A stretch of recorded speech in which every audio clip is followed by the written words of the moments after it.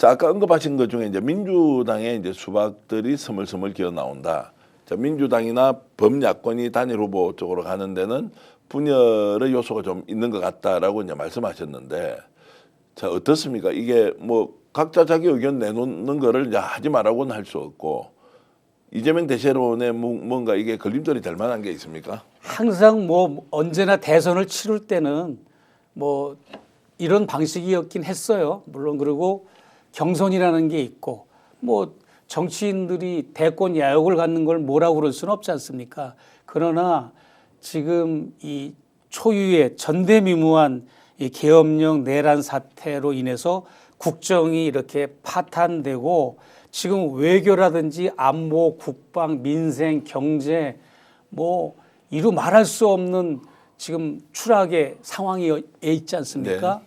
그런데 이런 상황에서 지금 많은 대권 예상 후보들은 좀 자제하고 또 여러 가지 국익을 위해서 일단은 이렇게 구심점이 이루어져서 하나가 되는 게 필요하다라고 저는 보는 거죠. 흔들기를 하던데 언론에서 많이 다루지 않더라고요. 하루 정도 다루고요. 네. 이게 이슈가 되지 않는 것은 네. 뜬금없다는 것도 있지만 뭐야 지금 내란과 지금 계엄 사태인데 이재명을 견제해?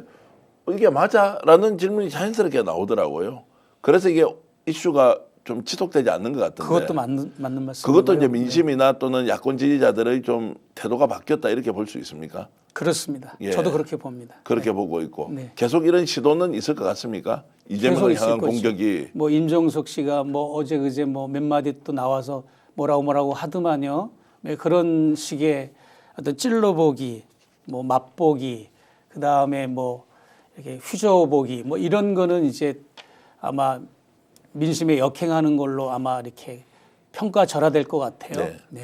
이재명 민주당 대표가 지금 현 시점은 성장이 매우 중요하고 기업의 역할이 어느 때보다 필요하다. 네. 그래서 기본소득이라는 것들을 좀 줄여놓고 우선순위에서 미뤄놓고 기본적으로 좀 성장을 해야 한다라고 이제 그렇습니다. 했습니다. 네. 중도 확장 노선이라고 하지만 민주당 색깔과 맞느냐 아니냐, 이게 뭐야라고 질문하는 사람들이 있던데 목사님은 그거 어떻게 보세요? 저는 뭐 자연스럽게 받아들여지더라고요. 네.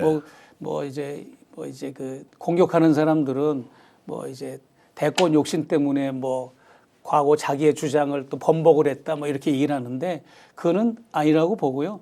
왜냐하면 이제 제1의 야당 대표면서도 그 이제 국가 지도자의 반열에 있는 분이다 보니까 본인이 지자체 장으로서 시장이나 도지사로 업무를 볼 때 파악했던 거와 또 제1야당의 대표로서 또 연임해서 대표를 지내면서 이제 국정을 이렇게 평가하고 이제 분석을 하는 거랑은 이제 많이 차이가 나니까 아마 이제 그런 선택을 했던 것 같습니다. 저는 이해가 됩니다. 자, 야권이 혹시라도 분열이 되어서 후보가 네. 야육당 뭐 이렇게 얘기하지 않습니까? 그렇습니다. 실제 대선 후보가 따로 나올 수 있다 이렇게 보십니까? 아니면 그냥 후보는 단일 후보가 될 가능성이 높다? 예, 야육당이 아무리 뭐 이렇게 지고지순한 그 논리를 펴도 이런 탄핵 정국, 내란 정국에서의 치러지는 대선이기 때문에 지고지순한 어떤 무언가가 띠이 나와도 각자의 후보는 낼 거라고 저는 네. 보긴 봅니다. 미약하지만. 예. 그러나 이제 마지막에 싸움하는 쪽은 1대1 구도가 될 가능성이 그렇습니다. 있다. 네. 어떤 식으로든 중간에 이제 후보 그렇습니다. 단일화가 이루어진다고 보시는 거고, 선거 결과는 초박빙으로 간다. 아니면 생각보다 격차가 많이 벌어질 것이다. 이 부분은 어떻게 보십니까? 초박빙보다는 조금 더 격차는 있는 쪽으로 아마 이제 승산이 있을 것으로. 국힘 후보가 누구든 관계없다. 네, 네, 누구든 관계없다. 네. 제3 후보를 만약에 국힘이 영입해서 선거를 한다 이런 것도 계산에 전혀 없는 건 아니라고 하더라고요.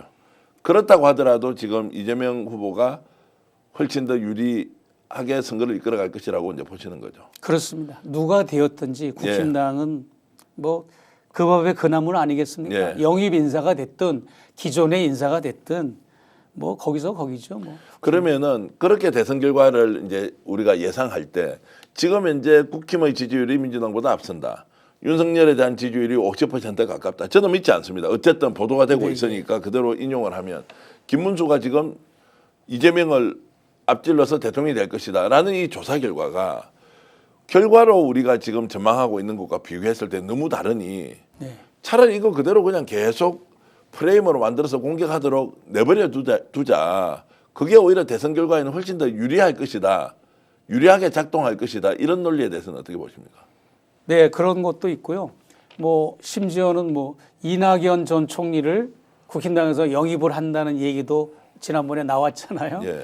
전략상으로 뭐 윤석열도 물론 외부에서 끌어들인 영입 인사잖아요. 그러다 보니까 이제 여러 가지 정치 구도상 역학적으로 이제 일단은 대선에서 이겨야 된다고 하는 목표가 있기 때문에 뭐 국힘당이 지금 말씀하신 대로 이렇게 액션을 취한다는 것은 현실적으로는 조금 좀 버겁지 않나 그렇게 저는 봅니다. 네, 예. 자, 그러면 이제 대선까지 얘기를 나눴는데 지금 현재 대선까지 남아 있는 기간이 일단 자, 헌법재판소의 파면 결정이 2월 말 3월 초 중순이다. 그럼 그 기간까지는 이제 국민들이 좀 안심을 하고 헌법재판소에서 법과 원칙에 따라서 제대로 판단할 것이다라고 조금 안다고 기다려도 되느냐. 지금 제가 아까 말씀드렸듯이 조급증이 생겨서 왜 빨리 안 하느냐, 왜 민주당 좀 더 열심히 압박하지 않느냐, 국민들은 거리로 왜 나가지 않느냐, 이런저런 그 조급증이 지금 계속 드러나고 있는데 이럴 때 지금 멘탈 관리 어떻게 해야 됩니까? 저 같은 사람들은.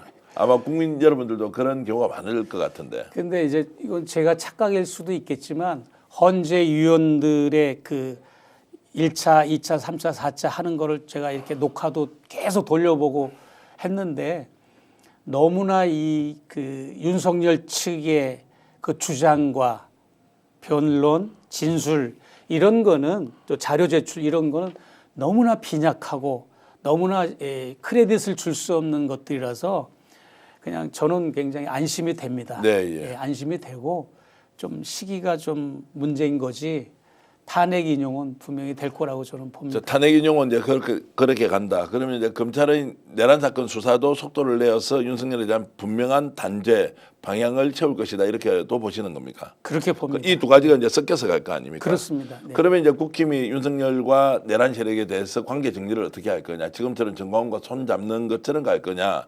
아니면 대통령 선거를 치러야 하니까 우리도 일정하게 거리를 두고 재련을 하는 수밖에 없다라고 판단하면서 대선 레이스에 뛰어들 것 같은데 네. 국힘은 어떻게 움직일 것 같습니까? 뭐 국힘이 지금 윤석열이가 정말 정신 나간 사람으로 알고 있죠. 국힘도 왜 모르겠습니까? 윤석열을 정상으로 보겠습니까? 국힘에서.